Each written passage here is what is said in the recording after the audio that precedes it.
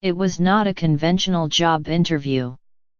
At one of his first meetings with Mayor Bill de Blasio and his wife, Chirlane McCray, to discuss the job of New York City Schools Chancellor, Richard A. Carranza serenaded them with a mariachi song, Maria Elena. "If I'm asked to sing, chances are I'm going to sing," Mr. Carranza, 51, said on Monday, at a news conference at City Hall in which Mr. de Blasio announced that Mr. Carranza would be the next chancellor. "If I'm asked to play, chances are I'm going to play. And if I'm not asked to sing or play, chances are, I'm going to sing and play." It was a telling glimpse of Mr. Carranza, a respected educator who has remained deeply connected to his upbringing in a Spanish-speaking household in Arizona, even as he has risen to lead 2 major urban school districts and has attracted a wide array of admirers. "He's very charismatic, very social, and there's never a room where he won't talk to everybody, shake everybody's hands, want to hear everybody's issues," said Michael Casserly, the executive director of the Council of the Great City Schools, a coalition of the nation's largest urban school districts. While Mr. Carranza may seem to project less political star power than the mayor's initial pick, the Miami superintendent Alberto M. Carvalho, he has some prominent fans, including Mark Benioff, the billionaire chief executive of Salesforce, who pledged $27 million to the San Francisco Unified School District after Mr. Carranza became superintendent there in 2012. "New York is very lucky to get somebody of his caliber," Mr. Benioff said in an interview on Monday. "This is probably our nation's finest school leader." Mr. Carranza has described himself as coming from a working-class background. His father was a sheet metal worker and his mother a hairdresser. His grandparents immigrated from Mexico. He didn't learn English until he started elementary school. Music played a major role in his life from early on. At Monday's news conference, Mr. Carranza said he had been a mariachi musician since he was about 6 years old. When he wanted to stay up late with his father and his uncles, they said the only people staying up late were people playing instruments, so he learned to play the guitar. He later worked his way through college at the University of Arizona, gigging, as he put it on Monday. Afterward, when he became a social studies teacher at his former high school in Tucson, students knew that he played music and asked him to start a mariachi class.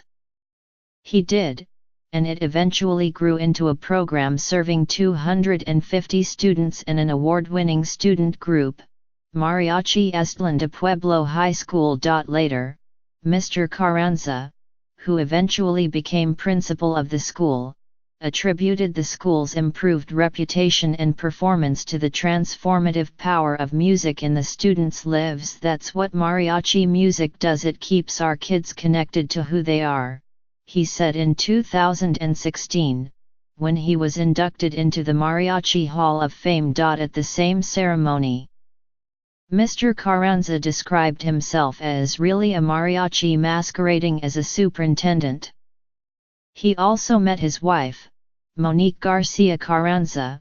Through music she works with her sister, Susie Garcia, who has an all-woman mariachi band in Los Angeles, Los Colibri.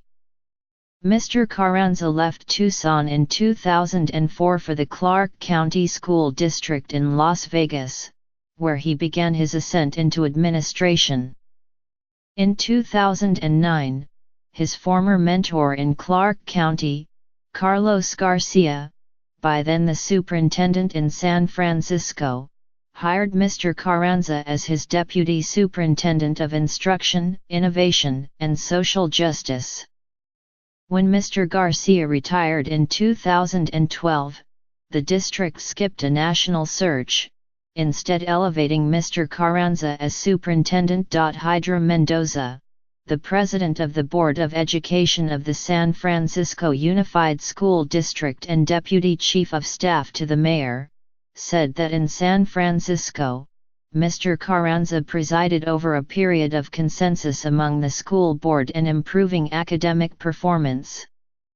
Among his focuses, she said, were reducing the district's suspension rate and pairing schools with outside organizations that would provide social services to students and families, both things that have been part of Mr. de Blasio's agenda. He's very strong and ambitious and courageous, Ms. Mendoza said.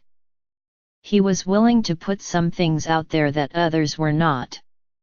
He also attracted the multimillion-dollar pledge from Mr. Benioff and Salesforce's nonprofit arm.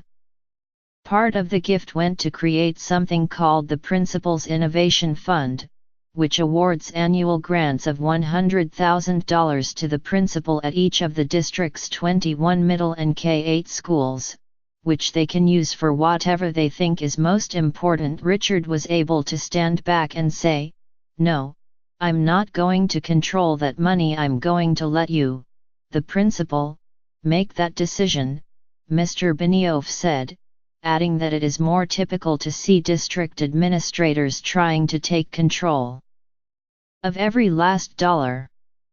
In 2016, Mr. Carranza was courted by the board of the Los Angeles Unified School District, before withdrawing from that search. The same year he was hired by the Board of Trustees of the Houston Independent School District to run its schools, which serve some 215,000 students, the vast majority of whom are Hispanic or Black. In Houston, he faced major challenges, including a board that was often divided, persistent racial and economic achievement gaps, and a funding system in which the district, which has high property values but overwhelmingly serves low-income students, has to send money back to the state to redistribute to other districts. Not even a year into his tenure, he faced a crisis when Hurricane Harvey struck the city, causing major damage to the schools. But Mr. Carranza was credited with skillfully steering the district through the crisis. Among other things, he obtained a $1 million donation from Mr. Benioff that went to provide meals, clothing, and other supplies to students and their families. Mr. Benioff said he had many choices of where to put that $1 million, and he knew that if he gave it to Mr. Carranza, he would make a huge difference with it. Mr. Carranza has tried to create greater equity in the funding of the district's schools, but parts of the school board have not been eager to go along, said Jolanda Jones, the first vice president of the district's Board of Education. It takes tremendous courage to push back against people with money, Ms. Jones said. It takes tremendous courage to push back against people with connections. She said she was very sad that Mr. Carranza was leaving. "I'm, like, in tears," she said.